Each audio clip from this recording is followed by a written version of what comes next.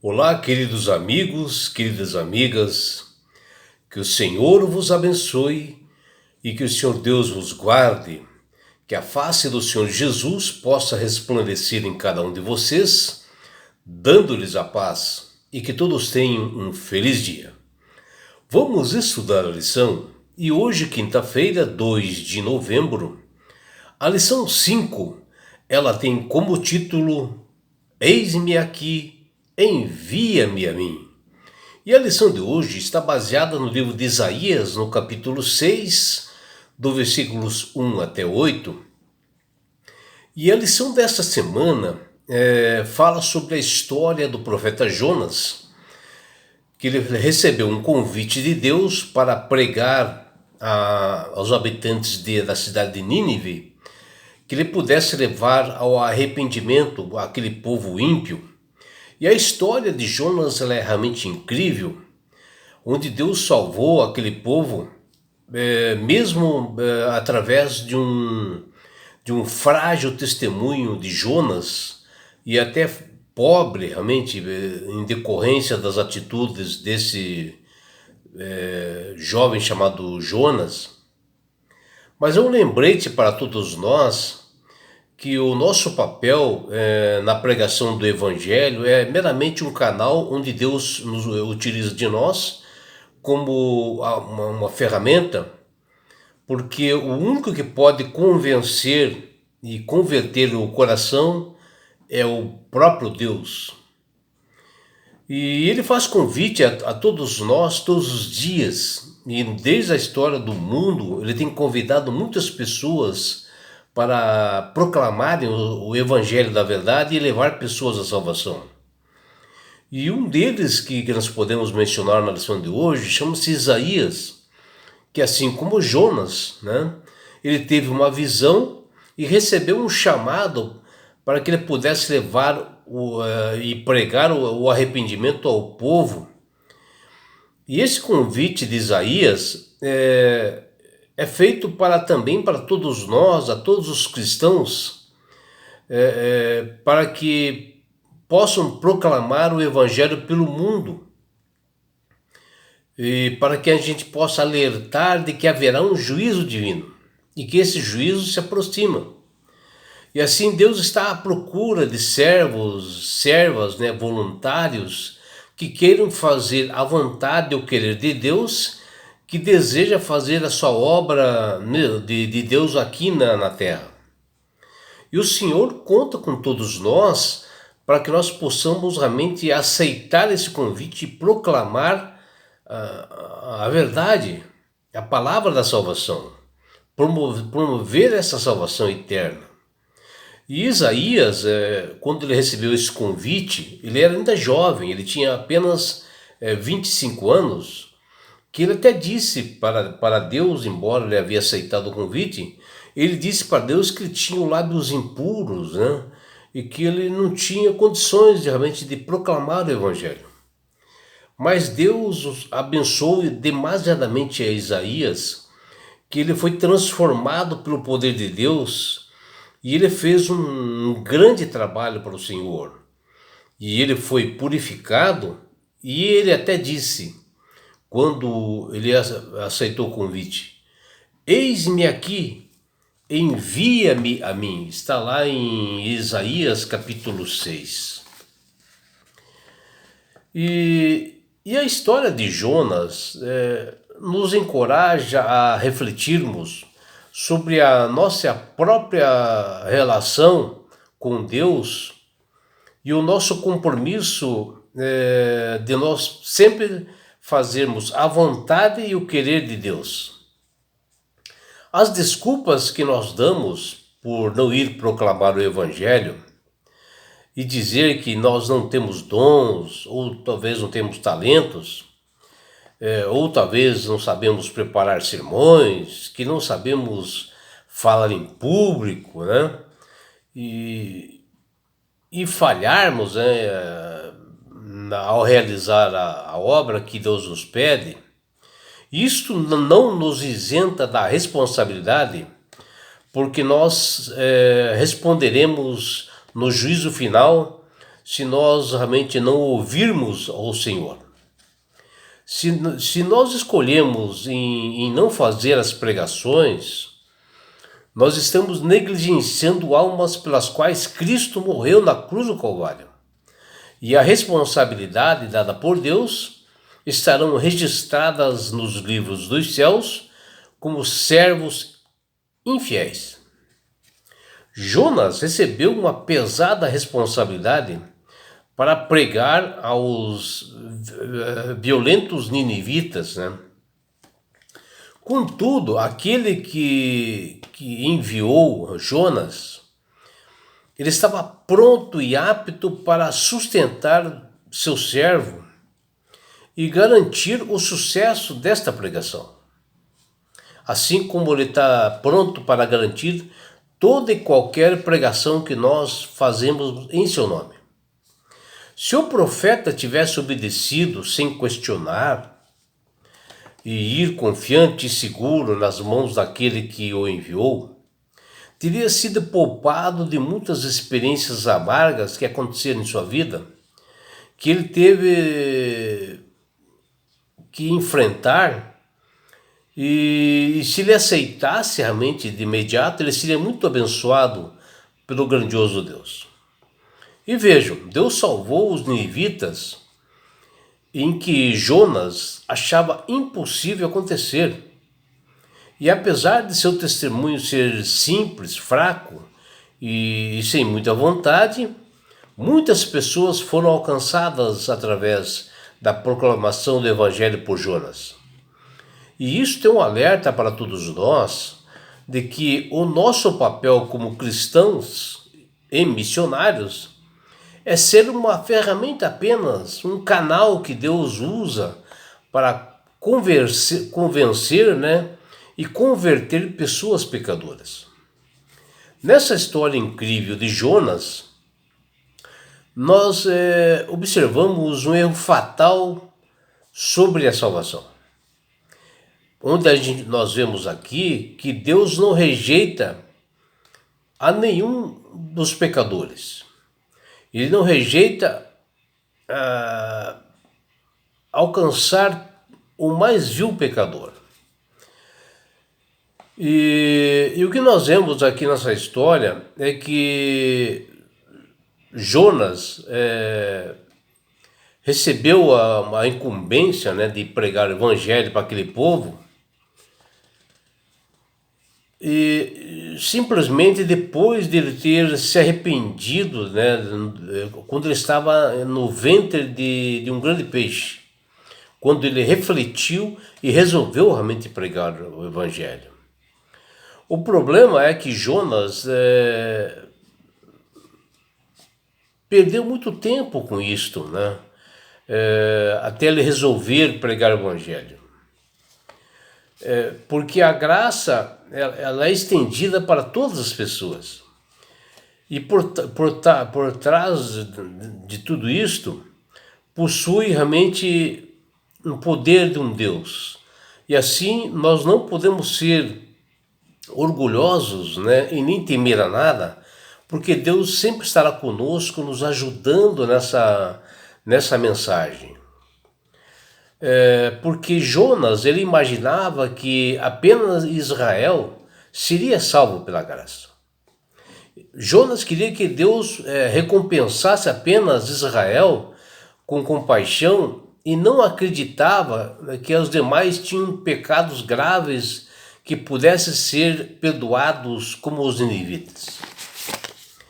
E aqui a história de Jonas nos mostra que nós não somos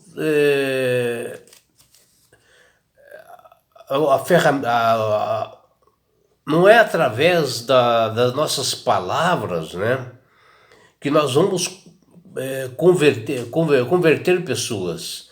A conversão ela se dá por esse Deus poderoso através do Espírito Santo, que ele trabalha na mente e convence esses pecadores. Nós somos apenas meios, né, que Deus utiliza para alcançar pessoas, seja o lugar que estiverem. E que Deus quer que cada um de nós se colocamos à disposição dele, Deus, que nós possamos fazer a vontade e o querer dele, para nós sermos usados para essa mensagem de salvação, que essa mensagem vá adiante em todos os lugares, mas nós temos que sentir vontade e humildade para fazer esse serviço ao Senhor, estar dispostos, né? Ter a coragem de dizer como Isaías disse: eis-me aqui, envia-me a mim, que está lá em Isaías capítulo 6, versículos de 1 a 8. Quando o cristão tem um encontro especial com Deus e aceita Jesus como Salvador e Senhor, verdadeiramente, ele sente o desejo de salvar o mundo, proclamar o Evangelho a todas as pessoas. E tem um coração assim contrito, né, em atitude de humildade, né, em ter o prazer realmente de levar o Evangelho às demais pessoas. Um bom exemplo é justamente Isaías. Através de uma visão, ele viu o perfeito, então ele se deu conta da sua imperfeição. E assim ele precisou volver os seus olhos para o alto, onde está Deus, todos os dias, e buscar uma consagração para que ele pudesse ser digno de levar um evangelho às demais pessoas. O Senhor olha do céu e não procura corações orgulhosos, ou talvez aqueles que se acham perfeitos, mas aqueles que, como Isaías, se confessam, né? Ai de mim, estou perdido, como o próprio Isaías disse lá no capítulo 6, versículo 5. A obra que o profeta Isaías recebeu foi extremamente desafiadora, porém Deus capacitou, e assim como ele faz, capacita os escolhidos, porque o povo havia endurecido o coração a tal ponto que o juízo de Deus iria cair sobre eles. E mesmo com a pregação de Isaías,